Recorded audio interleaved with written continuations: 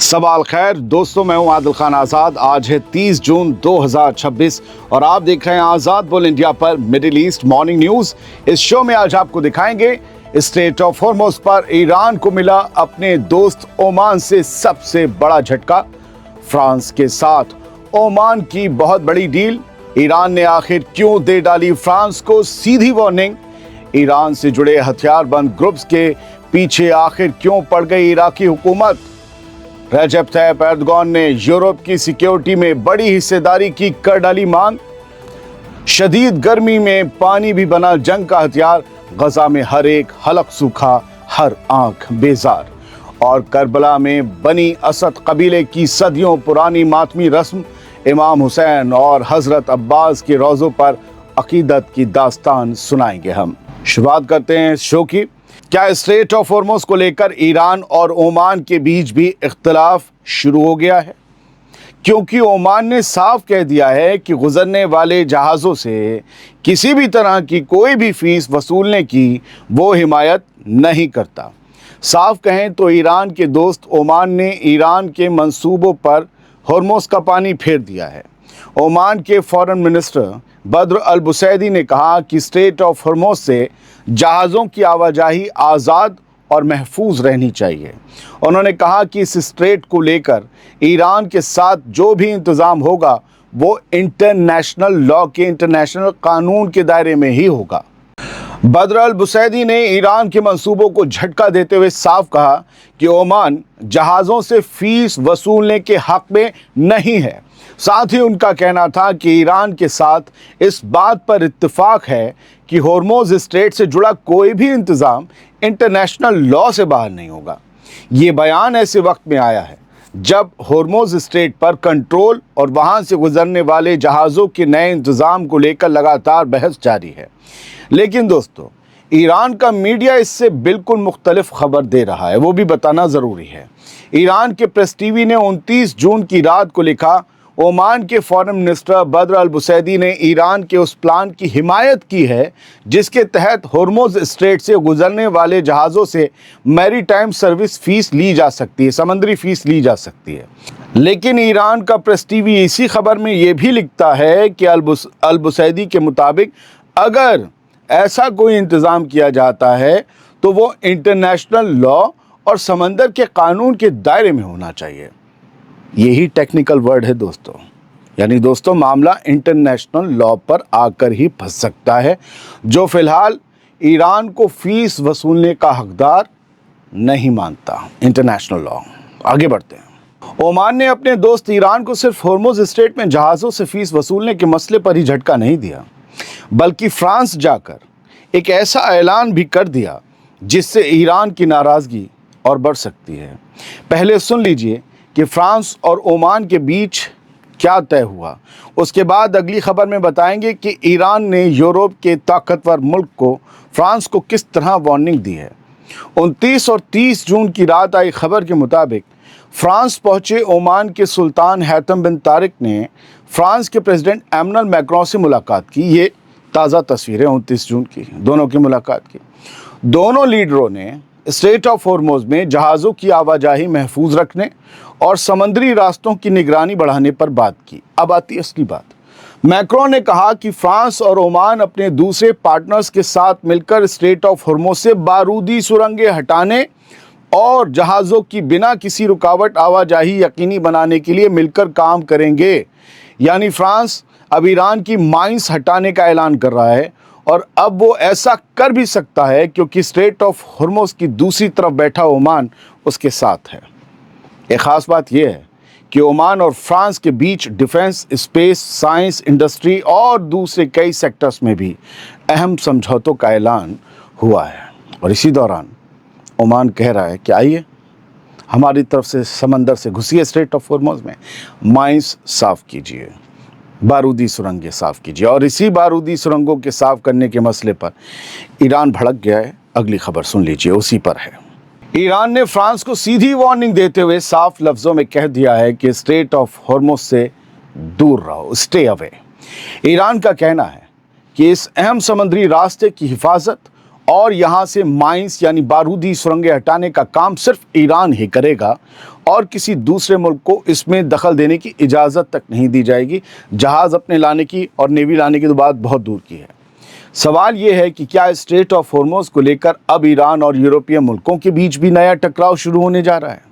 29 जून की रात ईरान के deputy foreign minister Qasim Gharibabadi ने कहा कि स्ट्रेट ऑफ हॉर्मोज से माइंस हटाने की जिम्मेदारी सिर्फ ईरान की और कोई बाहर वाला यहाँ नहीं आ सकता, इजाज़त नहीं मिलेगी। ये बयान उस वक्त आया जब 29 जून को फ्रांस पहुंचे ओमान के सुल्तान हैथम बिन तारिक से फ्रांस के प्रेसिडेंट एमनुअल मैक्रों ने मुलाकात की। इस दौरान हमने आपको बताया कि कल ही फ्रांस के सदर एमनुअल मैक्रों ने ऐलान किया कि फ्रांस और ओमान अपने पार्टनर्स के साथ मिलकर स्ट्रेट ऑफ हॉर्मोज से माइंस हटाने और वहां तनाव कम करने का काम करेंगे। इसके जवाब में ईरान की तरफ से कासिम गरीबाबादी ने कहा कि ईरान बुनियादी तौर पर ऐसी किसी भी बात की इजाज़त नहीं देता। उनके मुताबिक मौजूदा हालात बेहद नाजुक और पेचीदा हैं। उन्होंने फ्रांस को सख्त लहजे में नसीहत देते हुए कहा कि वो अपनी ऐसी कार्रवाइयों और उकसावे वाली हरकतों से हालात को और ज़्यादा पेचीदा ना बनाए, थोड़ा दूर रहे। दोस्तों, स्ट्रेट ऑफ हॉर्मोज दुनिया के सबसे अहम ऑयल रूट्स में से एक है। ऐसे में अगर इस रास्ते की सिक्योरिटी को लेकर ईरान और मगरबी मुल्कों के बीच तानातनी और बढ़ती है तो इसका असर सिर्फ मिडिल ईस्ट ही नहीं बल्कि पूरी दुनिया की ऑयल सप्लाई और इकनॉमी पर भी पड़ सकता है। अब एक और बड़ी खबर एक सवाल के साथ, क्या इराक अब ईरान से जुड़े हथियारबंद ग्रुप्स पर बड़ा एक्शन लेने जा रहा है? क्योंकि इराक की हुकूमत ने साफ कह दिया है कि 30 सितंबर के बाद मुल्क के सरकारी कंट्रोल से बाहर कोई भी हथियार बर्दाश्त नहीं किया जाएगा। इराक की हुकूमत ने ईरान से जुड़े हथियारबंद ग्रुप्स को 30 सितंबर तक अपने हथियार छोड़ने की डेडलाइन दे दी है, मोहलत दे दी है। इराकी हुकूमत के तर्जुमान हैदर अल अबूदी ने कहा कि सभी हथियारबंद ग्रुप्स को इस तारीख के बारे में बता दिया गया है, यही डेडलाइन है। उन्होंने कहा कि 30 सितंबर को अमेरिका की क़ियादत वाले इंटरनेशनल अलायंस का मिशन भी ख़त्म हो जाएगा इराक से। इसके बाद अगर किसी ग्रुप के पास सरकारी निज़ाम से बाहर हथियार मिले तो उनके खिलाफ कानूनी एक्शन लिया जाएगा, जेलों में भी ठूसा जा सकता है। ये ऐलान ऐसे वक्त आया है जब इराक के नए वज़ीर आज़म अली अल ज़ैदी अमेरिका के दौरे की तैयारी कर रहे हैं। जाहिर है कि वो अमेरिका को खुश करना चाहते हैं। रिपोर्ट्स के मुताबिक अमेरिका लगातार इराक पर दबाव बना रहा है कि ईरान से जुड़े हथियारबंद ग्रुप्स को हथियार छोड़ने पर मजबूर किया जाए। फिलहाल इराक की हुकूमत का ये कदम ईरान की एक्सिस ऑफ रेजिस्टेंस के लिए एक बहुत बड़ा झटका साबित हो सकता है। ईरान को इराक में रहने वाले जो रेजिस्टेंस मूवमेंट्स हैं उनसे बड़ा सहारा मिलता है कुर्स के ख़िलाफ़, और ईरान और इराक की सरहद भी मिली हुई है। अगर इराक में ईरान की एक्सिस ऑफ रेजिस्टेंस को कमज़ोर किया जाएगा, इसका मतलब है कि ईरान को बाहर से झटका दिया जाएगा, कमज़ोर किया जाएगा। आगे बढ़ते हैं। क्या यूरोप की सिक्योरिटी में तुर्की अपनी बड़ी हिस्सेदारी चाहता है? क्योंकि नाटो समिट से ऐन पहले तुर्की के प्रेसिडेंट रजब तय्यप एर्दोगान ने साफ कह दिया है कि यूरोप की हर डिफेंस और सिक्योरिटी कोशिश में तुर्की को शामिल किया जाना चाहिए। एर्दोगान ने कहा कि यूरोप की सिक्योरिटी में तुर्की का किरदार बेहद अहम है, लेकिन कई बार उसे नज़रअंदाज कर दिया जाता है। उन्होंने कहा कि तुर्की यूरोप की तमाम डिफेंस और सिक्योरिटी कोशिशों का हिस्सा बनना चाहता है।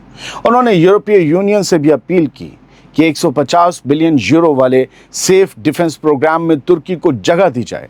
सेफ प्रोग्राम में शामिल होने से तुर्की को यूरोप के साथ जॉइंट डिफेंस प्रोजेक्ट्स, हथियारों की खरीद और डिफेंस इंडस्ट्री में बड़े कॉन्ट्रैक्ट्स तक पहुंच मिल सकती है।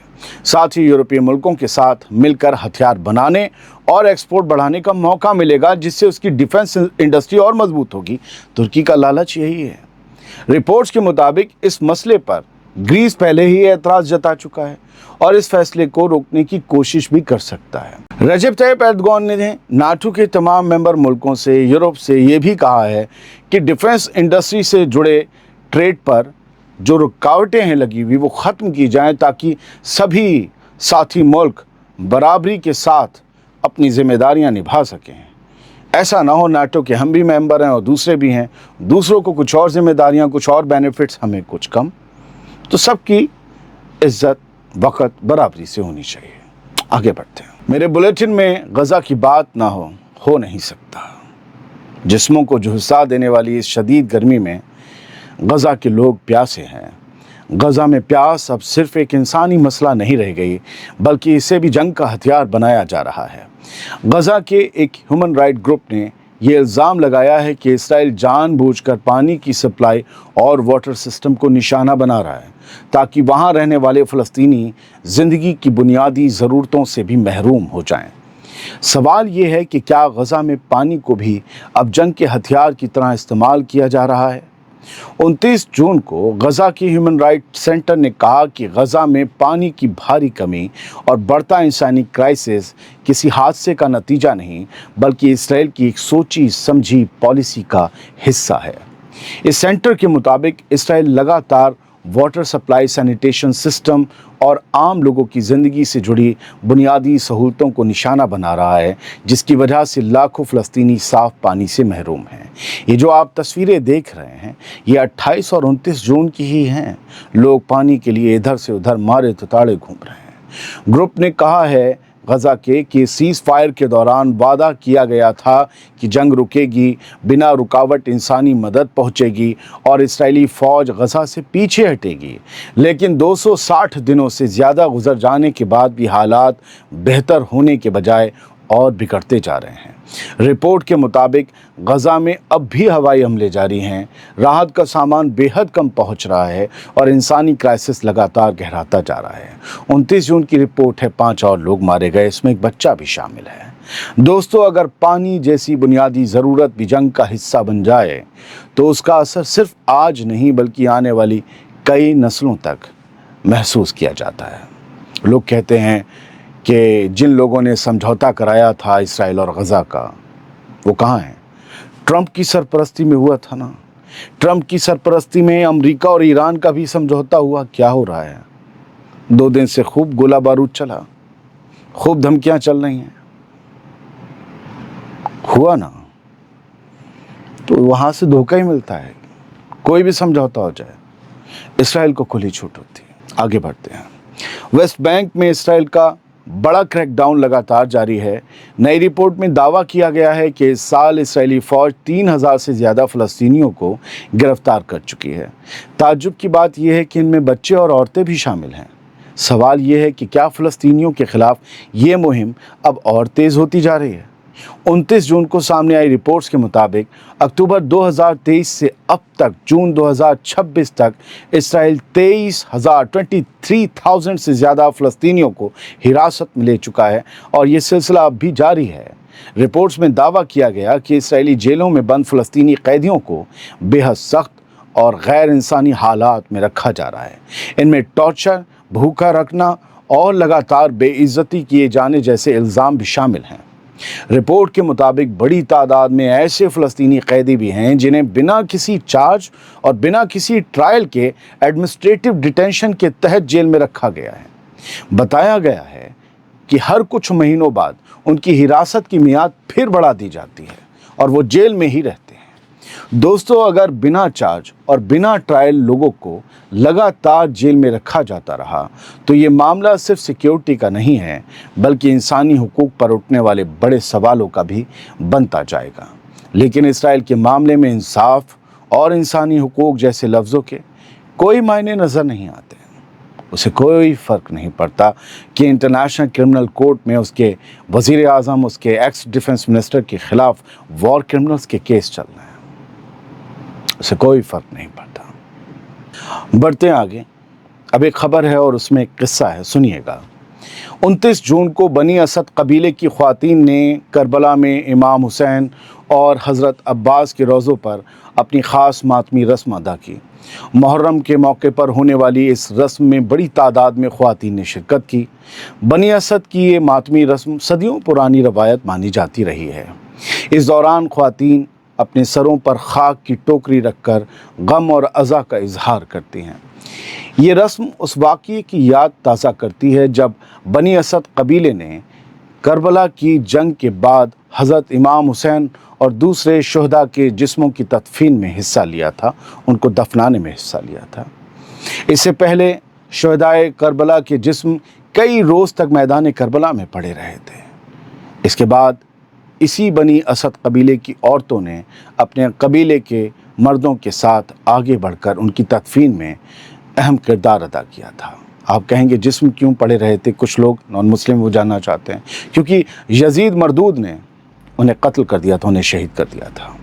आज भी हर साल ये रस्म उसी कुर्बानी, वफ़ा और अक़ीदत की याद में अदा की जाती है, जिसे देखने के लिए दुनिया भर से ज़ायरीन करबला पहुँचते हैं, इराक़ पहुँचते हैं। मेरे पढ़ने में कोई गलती रह गई तो माफ़ कीजिएगा। दो अलग अलग स्कूल ऑफ थॉट्स के लोग हैं मेरे व्यूअर्स में, ज़रूरी नहीं कि मैं हर किसी की सोच पर खरा उतरूं। मेरी कोशिश खबर देने की है, आप माइंड सेट ख़ुद सेट कीजिए। फ़िलहाल इतनी ही खबरें थीं, खबरें और भी थीं, लेकिन इतना बड़ा वीडियो बनने पे लोग कहते हैं कि यार छोटा बनाया करो। मैं उन्हें बताता हूँ कि ये बुलेटिन है, वीडियो नहीं है। न्यूज़ चैनल्स की तरह जहाँ मैंने 15 साल काम किया, उन्हीं की तरह मैंने एक परंपरा शुरू कर दी है बुलेटिन्स देने की। बुलेटिन में कई खबरें होती हैं दोस्तों, वीडियो में एक आध दो खबरें होती हैं, फिर भी मैं उनमें भी 3-4 रख देता हूँ। तो ये बुलेटिन है और ये बड़ा ही होगा। जिसे छोटा देखना है उनके पास एक ऑप्शन है, जहाँ तक देखना हो बस वहीं तक देखें। बहुत बहुत शुक्रिया। सलामत रहिए, खुश रहिए।